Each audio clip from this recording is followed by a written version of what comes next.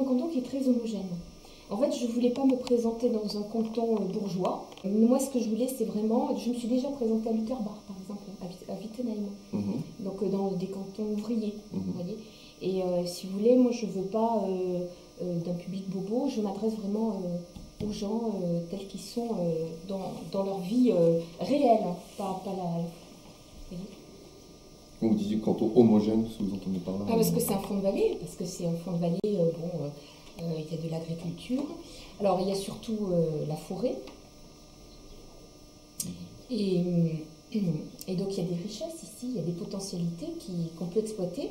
Et en tant que conseiller général, il y a vraiment un travail. Bon, les conseillers généraux ont des attributions particulières, et notamment, par exemple, pour ici, la forêt, on a 70% du territoire qui est recouvert par la forêt, c'est énorme.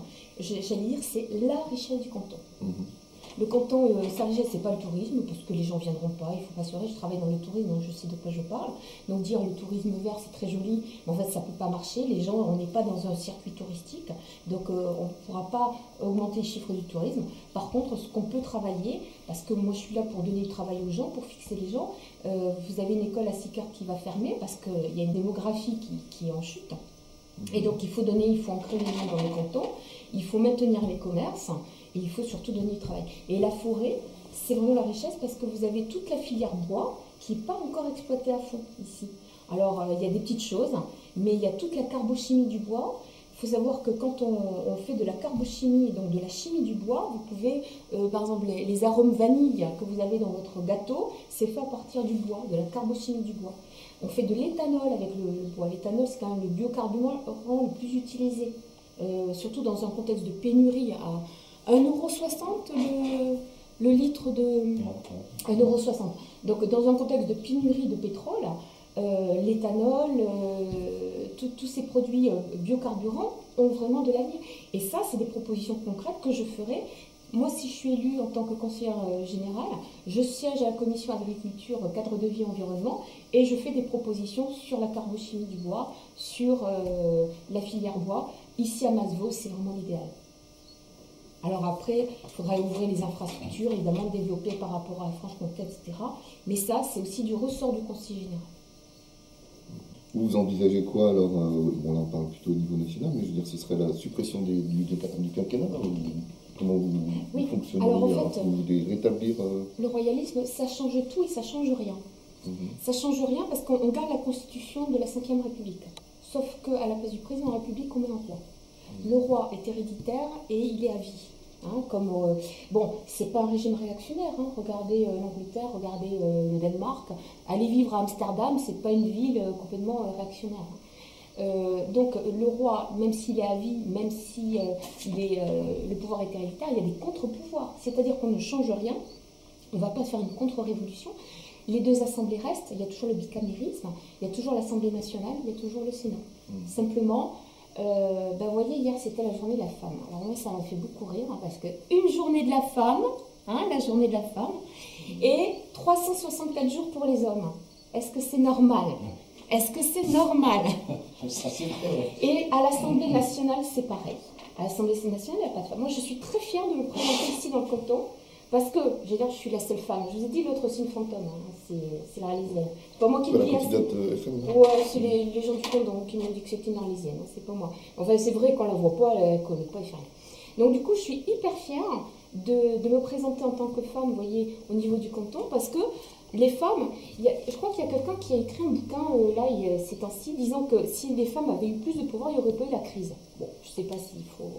pas exagéré, mais je pense que vraiment le rôle des femmes en politique est super important.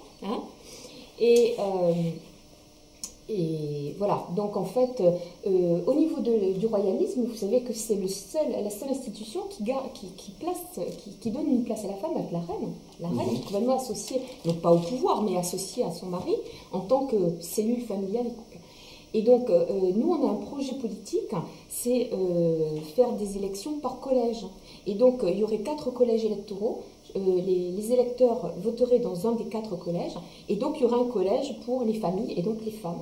Et donc, il y aurait peut-être plus de femmes qui seraient représentées à l'Assemblée nationale. Il y aurait plus d'étudiants, il y aurait plus d'ouvriers. Parce que quand vous regardez l'Assemblée nationale, c'est à pleurer. Je veux dire, c'est des professions libérales, c'est des profs. Voilà. Est-ce que c'est représentatif d'une nation dans toutes ses composantes? Pas du tout. D'accord. Ok, mais donc quel pouvoir aurait alors ce souverain? Parce qu'en Angleterre, il en a, enfin je veux dire, il n'en a pas, quoi. Je veux dire, ce qu'on appelle le pouvoir régalien, donc c'est le pouvoir du président de la République. Parce que quand la Constitution a été rédigée en 1958 par le général de Gaulle, eh bien, il a fait une constitution un peu monarchiste, de Gaulle. Hein. C'est, voilà, Jean-Denis Gallard, qui est étudiant en histoire, me contredira. Absolument. Il disait même, lui, avait déclaré un jour que la République n'est pas, selon lui, le modèle qu'il faut à la France, et que c'est le monarchisme. Et on le retrouve d'ailleurs dans sa constitution en 1958, où la Ve République redonne beaucoup plus de pouvoir à un seul homme, en la personne du président de la République, qui avant n'avait quasiment aucun pouvoir, face aux assemblées, avec aussi le président français. Donc, je pense qu'avoir à la tête quelqu'un de fort, c'est nécessaire et indispensable. Donc il aurait son domaine régalien, la justice, la guerre, enfin les relations extérieures, la monnaie, pouvoir régalien, c'est ça, hein, justice, etc. Bon, ça. Alors moi j'insiste beaucoup sur le fait que l'Alliance royale est un parti démocratique. On est en démocratie représentative en ce moment. Et nous, ce qu'on veut, c'est une démocratie de proximité, comme en Suisse. C'est-à-dire qu'une démocratie représentative, c'est le représentant qui fait des lois. Et c'est pas le peuple. Nuance. C'est-à-dire que la République, elle n'est pas faite pour le peuple, elle est faite pour les républicains. C'est-à-dire pour l'élite des hommes politiques qui représentent le pays. Donc, en fait, la représentation de l'État, eh bien, c'est eux qui ont le vrai pouvoir, c'est pas le peuple. Et nous, ce qu'on veut, c'est une représentation, enfin, c'est une démocratie de proximité et non pas une démocratie représentative. La démocratie de proximité, vous l'avez en Suisse, vous l'avez dans les landes allemandes, vous l'avez dans certains États américains. Il y en a comme ça, un petit peu en Europe, la démocratie de proximité, où le peuple, par référendum, a la voix au chapitre. Ici, en France, il n'y a plus de référendum. Référendum d'initiative populaire, ça a été un coup d'épée dans l'eau. Voilà. Personne ne peut s'exprimer directement. On doit toujours passer par le représentant élu. Et en fait, c'est lui qui devient un privilégié. Moi, je suis royaliste, mais je suis contre les privilèges. Enfin, nous sommes contre. Et en fait, il y a beaucoup plus de privilèges aujourd'hui qu'en 1789. Il y a beaucoup plus d'impôts aujourd'hui qu'en 1789. Il y a beaucoup plus de taxes qu'en 1789. Et c'est un paradoxe. C'est que nous, royalistes, on est contre ces choses-là. Et... Louis XVI, il leur enlever les privilèges. On s'est déjà coûté la tête. Donc on va aujourd'hui, on a le même problème toujours. On a toujours ces privilèges, les gens qui attirent toujours la couverture à eux. Et puis ça devient catastrophique, là, parce qu'on a toujours les mêmes, qui connaissent tous les rouages de l'État, qui sont toujours, pendant des années, ils sont toujours là. Résultat, après, ça le problème. Hein. Alors voilà, ma campagne, c'est pas parler de choses nationales, mais c'est parler de ça aux gens, et donc leur expliquer qu'il y a une alternative. C'est-à-dire qu'il y a la droite, il y a la gauche. Eh ben non, il y a aussi autre chose. Vous prenez une équipe de foot, vous avez les bleus contre les blancs.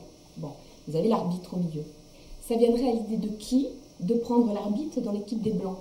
Personne. Le match serait annulé si on prenait l'arbitre chez les blancs, ou si on prenait l'arbitre ensuite chez les bleus. Ce serait complètement fou, enfin c'est pas dans les règles. Et bien c'est pourtant ce qui se fait au niveau politique. Au niveau politique, on prend un joueur de l'équipe des blancs, on dit voilà, maintenant tu vas être un arbitre pendant 5 ans. Ben, qu'est-ce que vous voulez qu'il fasse ça? Il ne peut pas être arbitre, il est homme de parti, il vient de parti, il retournera dans ce parti. Donc il ne peut pas avoir une politique de bien commun. Le bien commun pour les gens. Il aura une politique de parti, c'est-à-dire il va placer ses copains, ça va être un fromage. La France va devenir un fromage. Et donc moi j'essaie d'expliquer aux gens qu'il y a une alternative démocratique, parce qu'on dépasse la dualité gauche-droite, mais en même temps, on demande une démocratie encore plus proche des gens. On n'est pas pour une élite déconnectée de la réalité, on est au contraire pour une démocratie directe. Et donc, c'est qui votre candidat finalement au niveau national? Qui serait le revenu? Le roi? Ouais. Alors en fait, dans les familles royales, il y en a même trop. Il y a des princes partout en France. Alors il y a des Bourbons, je sais pas quoi, Parme, Bourbon, Sicile. Bourbon, Sicile. Ils sont multipliés comme des lapins, donc là, c'est pas compliqué. Donc en fait, il y a deux branches principales, il y a les Orléans et les Anjou. Après, je veux dire, les Orléans, le comte de Paris, il a 11 enfants. Donc vous voyez, c'était des familles pléthoriques. Alors après, moi je ne suis pas du tout, je vous ai dit, je suis super démocratique. On mettra un candidat au pouvoir et le candidat, par référendum, demandera au peuple pour qui il penche, pour quel prince. Et si ce n'est pas un prince, ça peut très bien être quelqu'un d'autre, une quatrième dynastie, enfin la naissance d'une nouvelle dynastie. Je veux dire, on n'est pas doctrinaire, on n'est pas idéologue.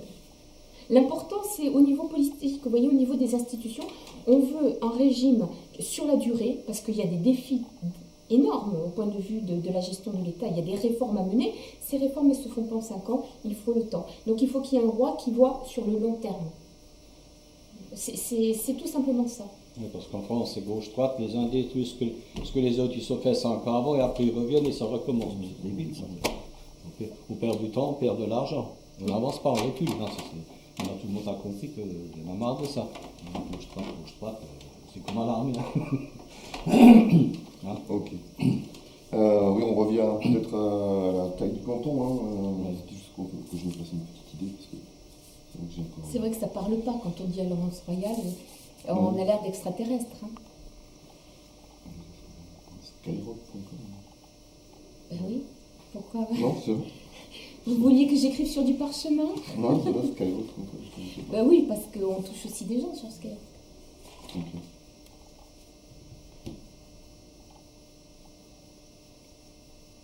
Donc, on va éplucher rapidement. Donc, soutenir le commerce de proximité, ça on en a parlé. C'est légitime. Interdire l'ouverture du dimanche de tous les commerces de plus de 500 mètres. Utiliser le droit de préemption pour en assurer le maintien. Pour assurer le maintien des petits commerces. Donc vous savez, toutes ces petites COP, tout ça, la municipalité peut demander un droit de préemption et revendre ensuite à meilleur prix à un petit commerce plutôt que ça soit racheté par un truc immobilier. Vous voyez.